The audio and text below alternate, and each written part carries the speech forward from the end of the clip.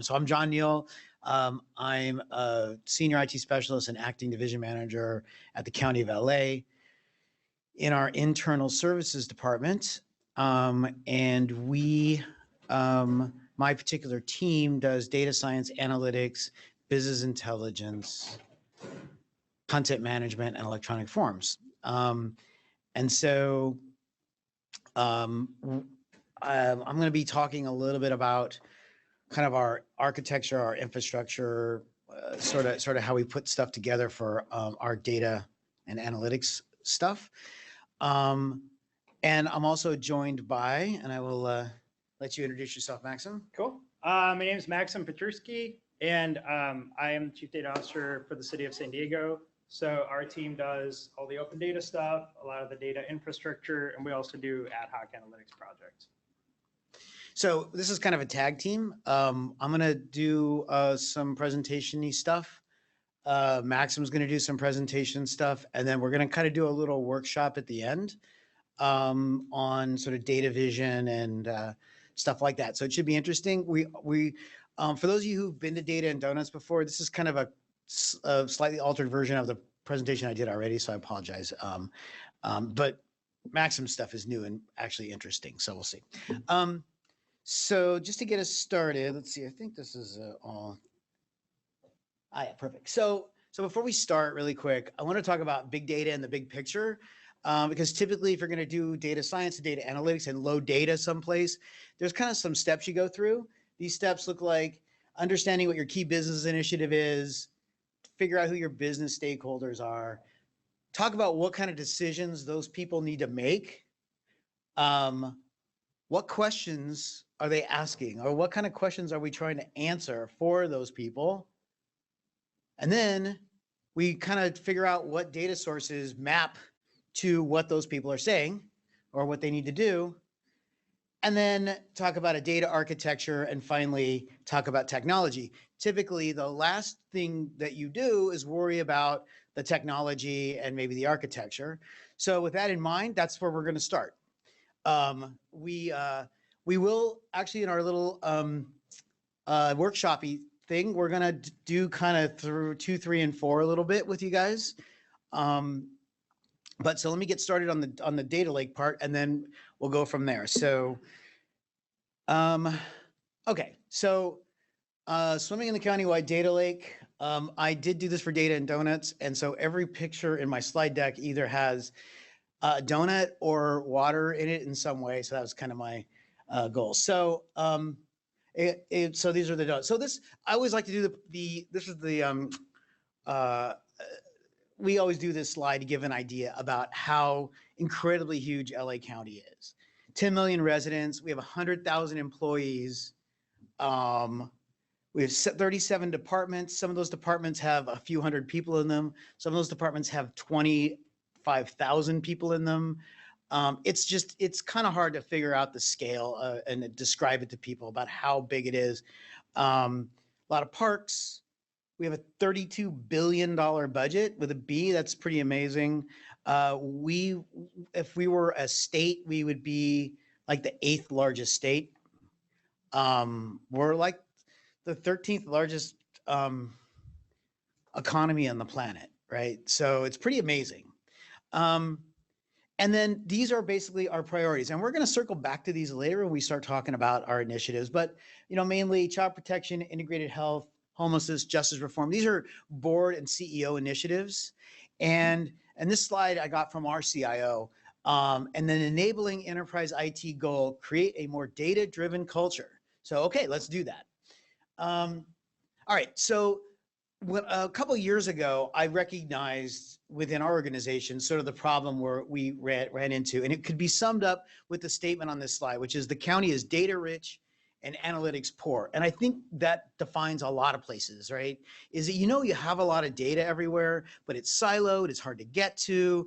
And in this case, we had, more and more people are asking for analytics. They hear about it. Oh, big data, data science. We should be doing that too, There's diverse data across departments, but it is inconsistent. There's everybody's using this tool. Somebody wants to use Socrata for this, and they want to use, PostgreSQL for that, and then somebody else is using, Power BI dashboards, and so it's just this weird mishmash of tools, and every organization has their own politics and their own IT ideas and so on. So, and we spend most of our time dealing with and manipulating and getting a hold of the data, and less time doing what's valuable, which is analyzing the data.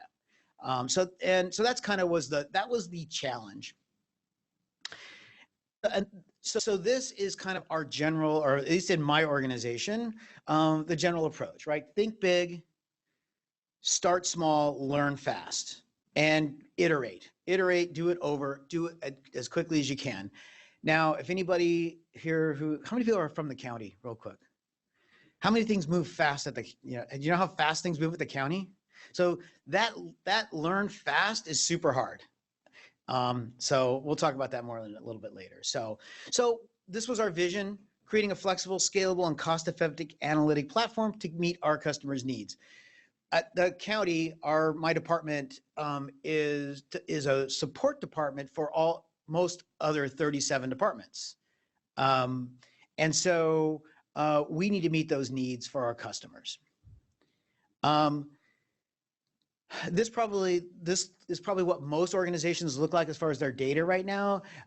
Each area, each of the clusters within the county has their own set of data, a lot of times their own IT. They're using different tools. They have different data sources, data sets, and what's coming out the other end is siloed as well. The problem with this is that those silos need to be broken down. So the vision looks more like this, which is, and I dislike necessarily calling out product names right out of the gate, but load everything into one place, make it available to the existing BI and structured environments, but also create an environment that you can do analytics on, okay? This is also part of the vision. So I should also just caveat this a little bit, that this is still somewhat aspirational for us as well. This is our vision, is what we're trying to accomplish. There's a lot of different people at the county that are coming at this from different directions, but we all sort of have the same goal, and it does kind of look like this. The idea of a place that we can securely ingest and deal with large amounts of raw data, an analytic sandbox that we can do testing hypotheses in and what have you. Data as a service for our customers. I mean, that is a big one. We have some folks from the auditor controller in the room right now. One of the most requested data sets that we have is for our financial data, because it's their financial data. And the underlying systems are difficult to deal with. So the ability to provide that kind of data and publish results, user self-service, and so on is super important. I'm not going to go through this kind of an eye chart, but when we did our initial engagement, I had a consultant come in and help us a little bit. We defined these 13 functional requirements that a data lake should have. Let's just kind of define some terms here real quick. I mean, a data lake is nothing. It's not really anything that's magical. It's a common single platform that can handle all sorts of data. It doesn't matter what kind it is, what it looks like. Is it streaming? Is it structured? Is it unstructured? Is it video? Is it pictures? Is it, it could be anything. And the idea is to create an environment that you can put all that data in and then get value out of the other side. So these are the pieces that it has to have. And I'm going to kind of go through as part of our, as we set up what we did, the main functional requirements. So our first stage, you see the stuff that's kind of outlined in green on this. That's kind of where we started. So another caveat they need to talk about is that a lot of these things need to be done, or should be done, at a countywide enterprise level. And so at the same time that we're doing this, our CIO and Chief Data Officer are also working towards the same end. And the approach that we've taken at ISD is to keep our platform as open as possible so as to be able to take advantage of the work that they're doing. So when we start talking about data governance and data security and controls, That's important to be done at an enterprise level. And so we are a shop that works within the county, but it's important that we collaborate with our CIO as we do that stuff. So here's our requirements. Just kind of walk through these really quick, each one, kind of give you an idea of what the pieces are. Because without requirements, what you don't want is a data dump. You don't want to just dump stuff in there and then hope people can get to it. So you want to put some I'd use the term structure in a different sense. You want to put structure around it so that people can get to it and it makes sense. So the first piece of it is you got to have a place to store the data. The ability to handle multiple data sources in one place, provide the infrastructure and flexibility to scale as it's needed, and it needs to be cheap and plentiful. That's super important because you don't want to have the calculus be, well, we'd put it there, but it's expensive, and it's expensive to put it there and keep it. You really want to take away as many barriers as possible to for people to put whatever they want in there. So, and I'll talk a little bit about the costs that we incurred to do some of these things in a bit. But so data storage, got to have a place to put it. The numbers should be in terabytes, not megabytes, not gigabytes, terabytes at a minimum, petabytes, the ability to scale up to that. We'll also talk a little bit about cloud because it's hard to do to maybe be as scalable and flexible in an on-premise solution. And I'll talk a little bit about what that looks like too. Data governance. This is also very important, but I was super proud of myself for finding this slide. I think this is data governance in the data lake. You got to have a lifeguard to keep you from drowning in data. And this is where we are very much in collaboration and try to be as much as possible in collaboration with our CIO and the chief data officer for the county. He's in fact next door doing a panel discussion on, I didn't see what it was, but we're trying to row in the same direction on this stuff. But a governance policy, we need to be able to tag data for specific user access, the ability to find data and data lineage. And let me just talk a little bit about that because it's kind of cool. A lot of us are used to role-based security. But the idea behind data tagging is it's not new, but it's an interesting approach in that as your data comes in, you can define different types of data types of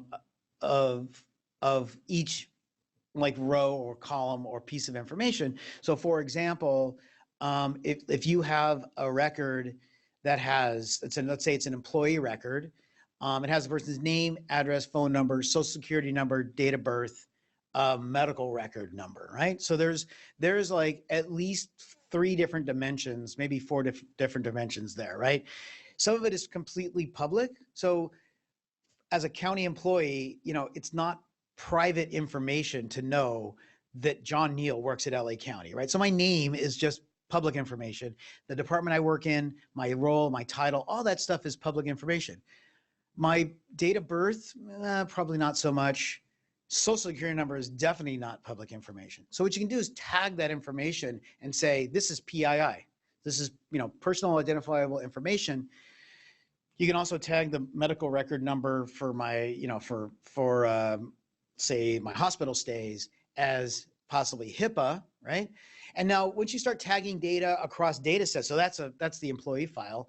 You might also have data in some payroll files, and you might have data in different various sources. And so if you start having this data tagged, then you can say, you get to see all this data. It doesn't really matter the source. You get to see all of it, except you don't get to see PII and PHI, right? And so now you don't have to worry about creating a role that says you're a PHI or a PII person. You just can say, here's the tags you get to see, and here's the tags you don't get to see. So building that is really an interesting exercise. And you can automate. I'm not saying that you physically tag this as it comes in. As your ingestion tools, and I think Maksim's going to talk about ingestion a little bit later. That's one of the things you can do on the way in is understand what the tags look like. But once you have that, it allows you to create different user profiles of the types of data they can see without having to say you can't see this data set at all. So the one other one, and that is done in a catalog. That's kind of the information governance catalog that maintains that data. The other real important one is data lineage, and you notice I'm spending a lot of time on governance because I think it's super important. But data lineage is also important because when you start to combine data sources together to get extra value out of it, and we're going to talk a little bit later and in the workshop about combining different data sets. But once you start to combine data together to create new value by putting data sets together, you still want to be able to track back, where did this come from? So if somebody goes, wow, this was a great insight, but where was the source of that data? And once you've mashed it up with 4 other data sets, you don't want to lose what the initial spot where it came from. So data lineage allows you to track back as you start to combine these data sets together. It allows you to track back and see how where its constituent parts came from. So, all right, so that's governance. So ingestion. Well, you have to, so these are all things you got to have data lake, right? So you got to be able to get the data in for sure. Ability to manage and orchestrate onboarding and new data sets, provide ingestion so one of the things with the county, we were really good with structured data, right? Rows and columns, SQL databases, stuff like that. The place that we're not so good is with streaming data, right? Video feeds or Twitter streams, or real-time sensor data, right? I'm sorry, I didn't mean Twitter streams for that because that's unstructured. So unstructured data also we're not so good at. So we need to be able to deal with real-time data and streaming data well, and that's your ingestion tools allow you to do that. So, and this may be, probably repeating myself, but you hear the term big data. There's 3 V's of big data: variety, velocity, and volume, right? So it's data that's super different in all different ways.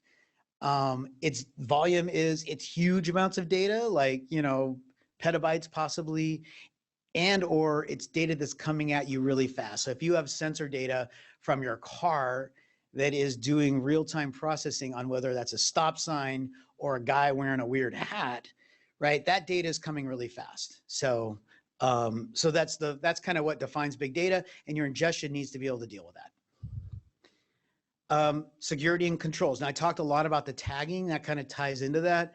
So I think everybody's interested in security. You want to be able to get the data, but you also want to make sure that the stuff that shouldn't be seen isn't seen. You want to be able to, so tag-based access, audit logs. Again, this is where the user roles go, understanding what tags those people should be looking at, what they could see. Data obfuscation. So this is just the ability to say, and there's different types of methods to hide and mask data. So one of those is to just mask it. You don't get to see it. We had a use case where we wanted to find out if an employee was also a vendor and to the county. And in some cases, by the way, that's completely legitimate, but that was a thing we were looking for. But here's the deal. To find that out, we take the person's social security number and we take the taxpayer ID, which is basically the same number, and we want to compare those 2 things together.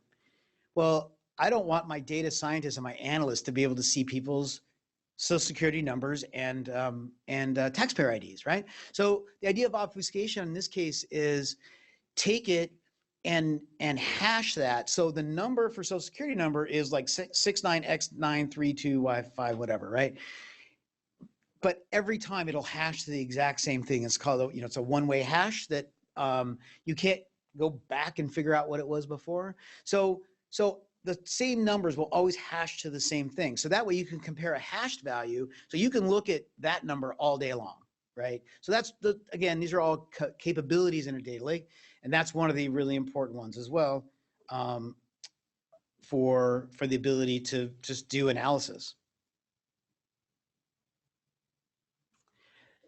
So this is kind of where the rubber meets the road on all this, right? The analytics toolkit. This is honestly, it's how people actually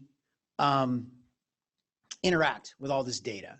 And one of our kind of overarching goals, at least where I was, I didn't want to like say, you have to use this tool. This is it. We're a whatever it is shop.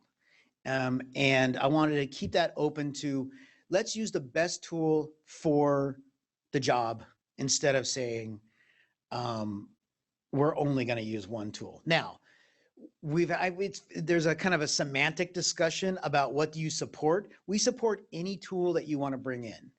So that's one version of what we support. The other version is we, as an internal services department, we can't know every single tool on the planet, and you don't want to have this giant sprawl of tools. So we have a fairly common set of tools that we will support, that we will have knowledge in. But if you want to go off and use, PyFight 9000 or whatever the tool of the day is,